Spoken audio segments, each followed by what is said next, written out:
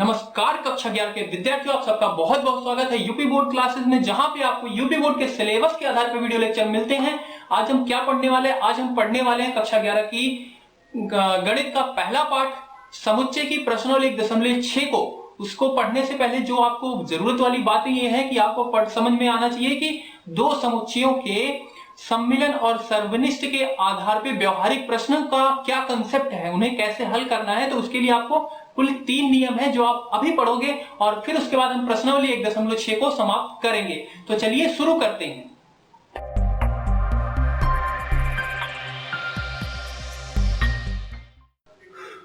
दो समुच्चयों के सम्मिलन और सर्वनिष्ठ पर आधारित व्यवहारिक प्रश्न।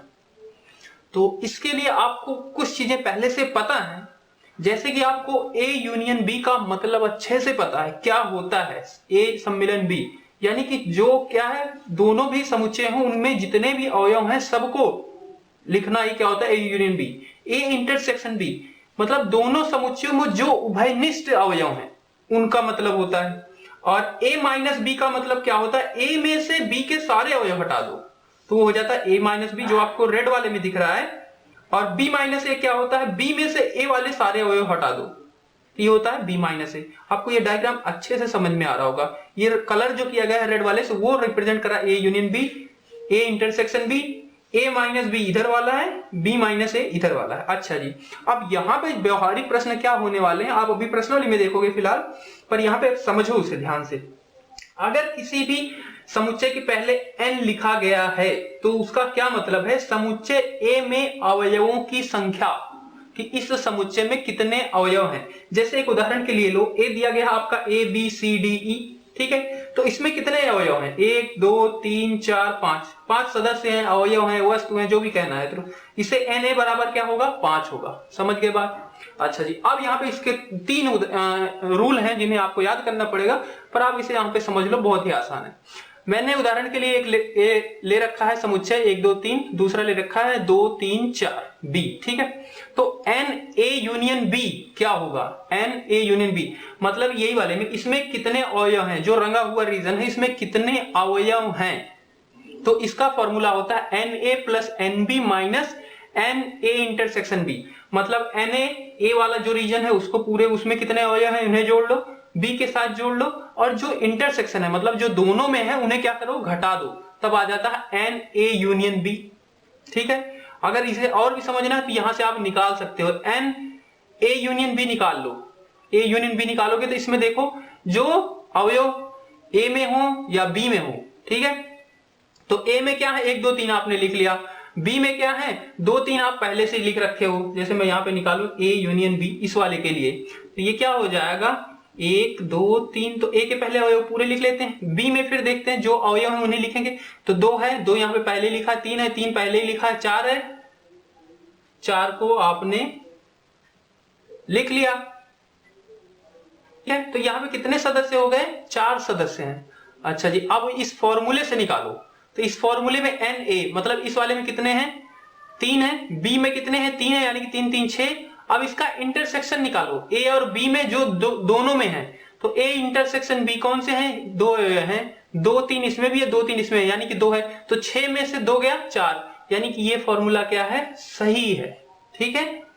तो इसे अच्छे से याद कर लेना, ये मैं समझाने के लिए बताया, बाकी आपको फॉर्मूला याद रखना है। और ये अभी याद कर लो क्योंकि आपकी प्रश्न प्रायिकता आने वाली है, 11th में भी है, 12th में भी है, उसमें ये बहुत यूज होता है। अगर यहाँ पे नहीं समझोगे तो आगे ये समझ में नहीं आने वाली, फिर आप रटते ही रहोगे। और मैथ रटने से नहीं होता, जब तक आप समझोगे नहीं तब तक नहीं होता।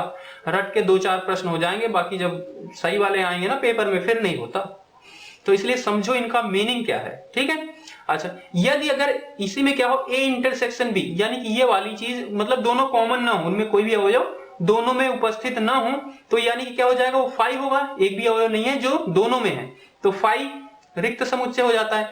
तब क्या हो जाएगा, यही वाला फॉर्मूला आपका क्या हो जाएगा, इसकी जगह पे इधर मतलब 0 हो गया, एक भी अवयव नहीं है, नंबर पूछा जा रहा है, n5 पूछा जाए तो क्या बताओगे, n5, यानी कि इस वाले अवयव समुच्चय में कितने अवयव हैं, तो 0 है। तो इसकी जगह पे क्या लिखोगे, 0 लिखोगे, तो ये आपका फॉर्मूला क्या बन जाएगा, ये बन जाएगा, ठीक है। तीसरा फॉर्मूला है इसी तरीके से n A union B union C, ठीक है। ये 3 समुच्चय के लिए है यूनियन का। तो इसको आप समझो तो ये हो जाता है Na Nb प्लस Nc। ए में जितने अवयव हैं, बी में जितने अवयव हैं, सी में जितने अवयव हैं, फिर क्या करते हैं माइनस कर देते हैं A intersection B, B intersection C minus n A intersection C. तीनों में जो एक दूसरे में क्या होते हैं, उभयनिष्ठ होते हैं, उनको घटा देते हैं और फिर जो तीनों में प्रेजेंट होते हैं, तीनों में उपस्थित होते हैं अवयव, उनको क्या करते हैं जोड़ देते हैं। इस फॉर्मूले को आप देख लेना, याद कर लेना अच्छे से। प्रश्नावली 1.6 का पहला प्रश्न दिया गया है, कह रहा है कि यदि x और y दो ऐसे समुच्चय हैं कि nx = 17 और ny = 23 तथा nx यूनियन y = 38, तो nx इंटरसेक्शन y ज्ञात कीजिए। देखो भाई इसमें आपको क्या क्या दिया गया है, तो सबसे पहले लिखोगे दिया गया है या दिया है। क्या दिया है, n ऑफ x क्या है, ये 17, n ऑफ y ये है 23, n of x union y बराबर 38 है। और पूछ क्या रहा है, n of x intersection y, ये आपसे क्या कर रहा है, पूछ रहा है। तो आपको एक नियम पता है क्या, x यूनियन y बराबर क्या होता है, n of x plus n of y minus n of x intersection y।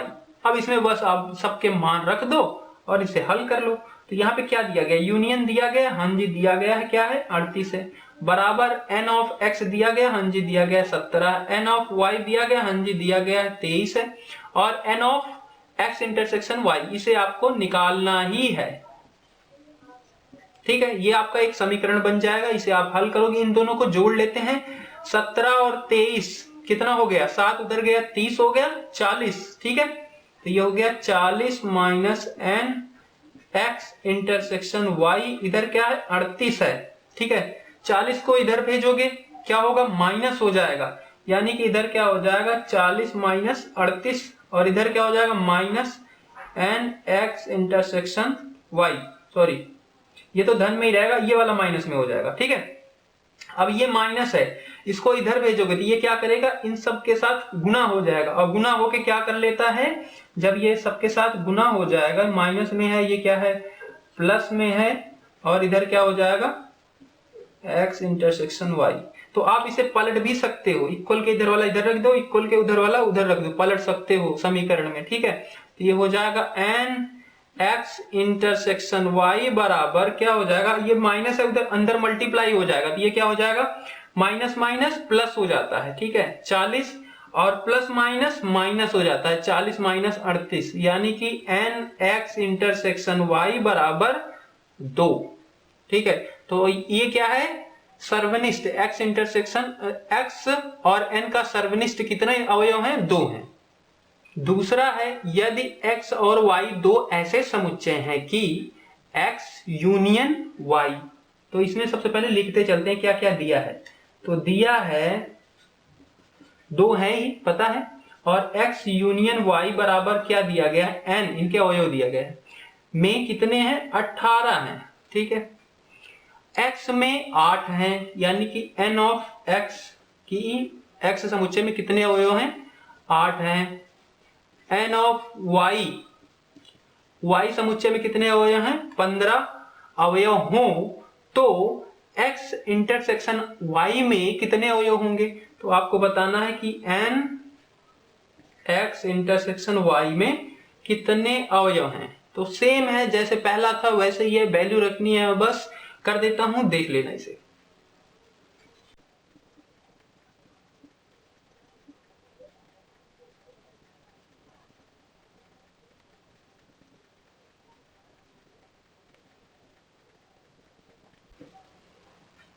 ठीक है, तो n x इंटरसेक्शन y बराबर कितना हो जाएगा, 10 हो जाएगा।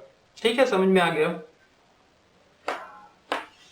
तीसरा है, 400 व्यक्तियों के समूहों में 400 व्यक्तियों हैं। ठीक है, मतलब यूनियन दिया गया, ये मतलब 400 व्यक्ति है, मतलब सबका समूह है। तो समूह किस में आता था? यूनियन, मतलब जितने भी अवयव होते थे उनका यूनियन निकालना, मतलब उनके सारे सदस्यों को लिखते थे उसमें, वही था ना यूनियन। तो यानी कि ये क्या है? यूनियन है।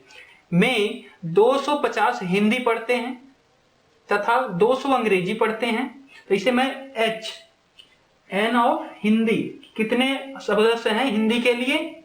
250, ये लिखोगे, दिया है, ठीक है। और एन ऑफ इंग्लिश, इंग्लिश के लिए कितने सदस्य हैं? 200 हैं। और कुल कितने हैं, यानी कि n of Hindi union English, वो है आपके 400, ठीक है। अंग्रेजी बोल सकते हैं, कितने व्यक्ति हिंदी तथा अंग्रेजी दोनों बोल सकते हैं? यानी कि इंटरसेक्शन क्या था? जो दोनों में हो, वही होता था ना इंटरसेक्शन, यानी कि H इंटरसेक्शन E, कि जो दोनों बोल सकते हैं उन्हें आपको निकालना है। ये बहुत ही आसान है, जैसे अभी तक करते आ रहे हो वैसे ही है। तो N of H union E is equal to हो जाएगा N of H plus N of E minus N of H intersection E, ठीक है। बस इसका मान रखते जाओ। यूनियन क्या है? 400 है, ठीक है। हिंदी वाले कितने हैं? 250। इंग्लिश वाले कितने हैं? 200 हैं। और ये चीज आपको निकालनी ही है, इंटरसेक्शन मतलब जो दोनों बोल सकते हैं। तो देख रहे हो प्रैक्टिकल कैसे इसके आते हैं, व्यवहारिक रूप से प्रश्न बहुत मजेदार आते हैं, बहुत आसान भी है। तो ये दोनों आप जोड़ लोगे, कितना हो जाएगा? ये 450, और इधर कितना है? 400, और इधर क्या है? Minus H N intersection E, ठीक है। तो इसको इधर लाते हैं, इस चीज को इधर लाते हैं, तो इधर आके क्या हो जाएगा? ये पॉजिटिव हो जाएगा, धनात्मक हो जाएगा, और इसको इधर ही रहने देते हैं। और ये क्या था? इधर प्लस में था, उधर जाके क्या हो जाएगा? माइनस में हो जाएगा, यानी कि 450 माइनस 400। तो N of Hindi intersection English, यानी कि हिंदी और इंग्लिश दोनों बोलने वाले कितने हैं? 50 बंदे हैं जो दोनों बोलते हैं। चौथा दिया गया है, यदि S और T दो ऐसे समुच्चय हैं कि S में, तो इसमें सबसे पहले वही दिया गया है, क्या क्या दिया है लिख लेते हैं। दिया है कि नंबर ऑफ S कोई समुच्चय है, उसमें कितने सदस्य हैं, वो क्या है? में 21 है। N ऑफ T में 32, और S इंटरसेक्शन T में 11। तो N of S intersection T में 11 हो, तो S यूनियन T में कितने अवयव हैं? तो आपको क्या निकालना है? S यूनियन T, इसको आपको निकालना है। तो बस सीधा सा फॉर्मूला आप लगाओ और इसमें मान रखो और आप इसे हल कर लो।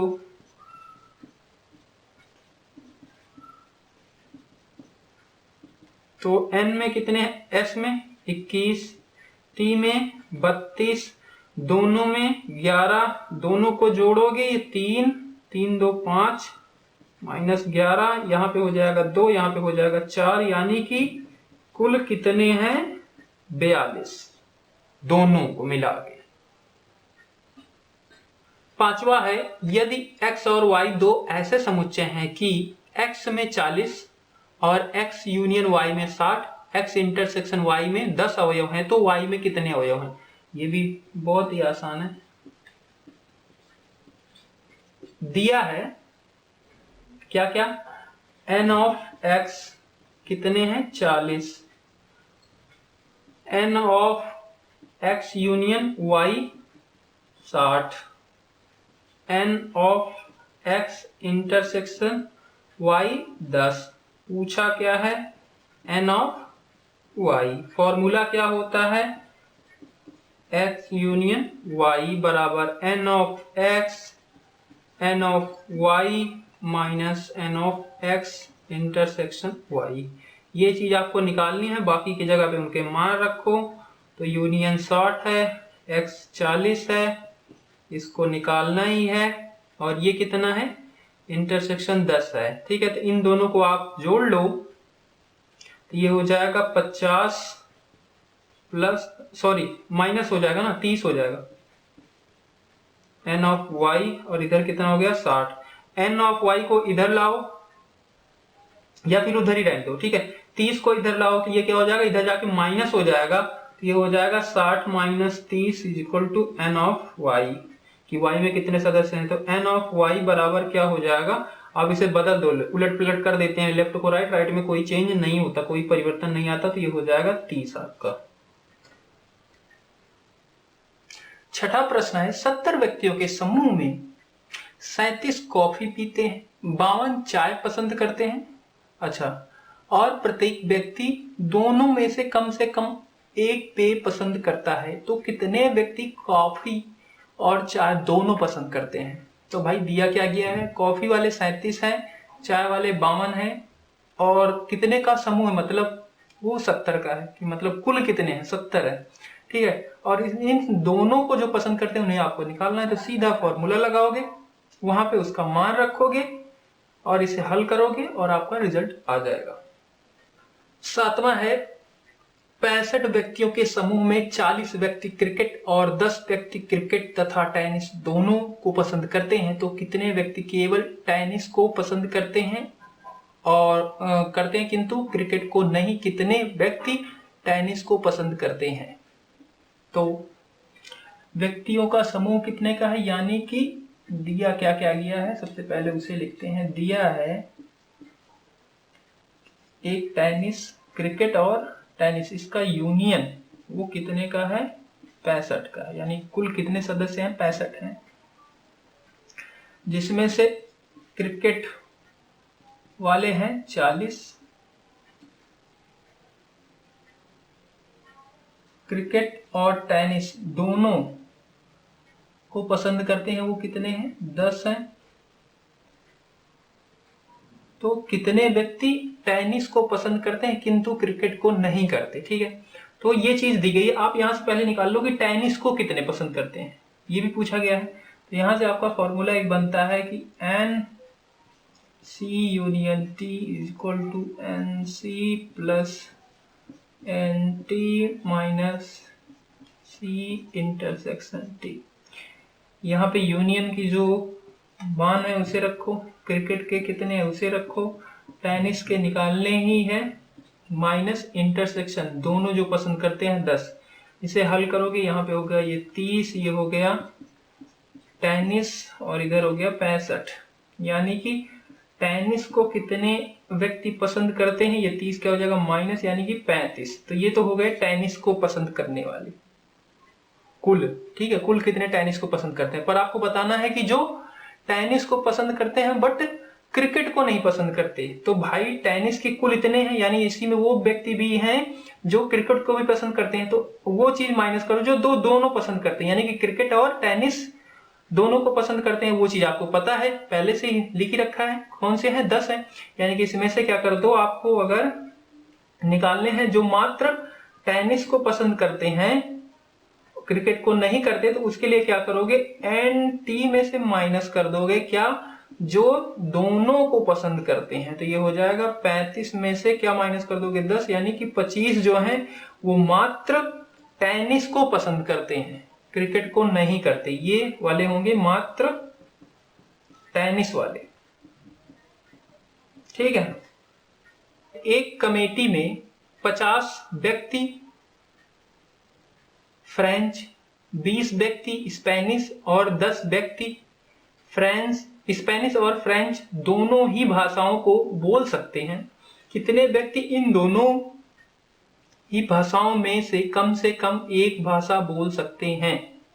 यानी कि यहाँ पे क्या निकालना है आपको, क्या क्या दिया गया है, सबसे मैं मान लेता हूं जो जो दिया गया है उसे लिखते हैं, ठीक है। दिया है, क्या दिया गया, फ्रेंच के लिए एफ से प्रेजेंट करता हूं, दर्शाता हूं, वो कितने हैं 50, स्पेनिश एस से कर लेते हैं, वो कितने हैं 20, 10 व्यक्ति स्पेनिश और दोनों ही पसंद करते हैं, यानी कि इंटरसेक्शन जो दोनों में है, तो फ्रेंच और स्पेनिश का इंटरसेक्शन क्या है 10 है, ठीक है, बोल सकते हैं। तो कितने व्यक्ति इन दोनों भाषाओं में कम से कम एक भाषा बोल सकते हैं, यानी कि इसका क्या निकालना है, यूनियन, कि तो कम से कम बोलते ही हों, बाकी वो दो भी बोल सकते हैं, यहाँ कहने का ये मतलब है कम से कम एक भाषा बोलते हैं, यानी कि यूनियन निकालो तो उसमें वो व्यक्ति होंगे जो कम से कम एक भाषा बोलते होंगे, बाकी वो भी होंगे जो दोनों ही बोलते हैं, ठीक है। तो यही चीज है, तो आप यहाँ पे बस इसका यूनियन निकाल लोगे और कुछ नहीं। तो इसका फॉर्मूला आपको पता ही है,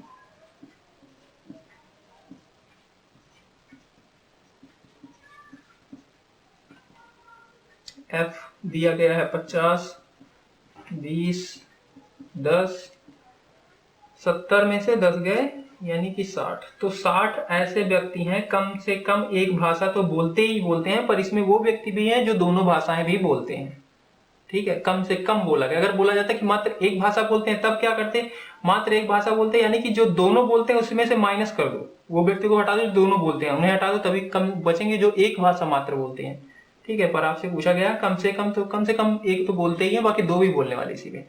तो इस तरीके से आपकी होती है प्रश्नावली खत्म। अगर आपको वीडियो पसंद आया और मेरे पढ़ाए हुए पसंद आ रहे तो आप चैनल को सब्सक्राइब करो, लाइक करना और कमेंट में बताना जो भी अभी आपको लग रहा हो कि और अच्छे से किया जा सकता था।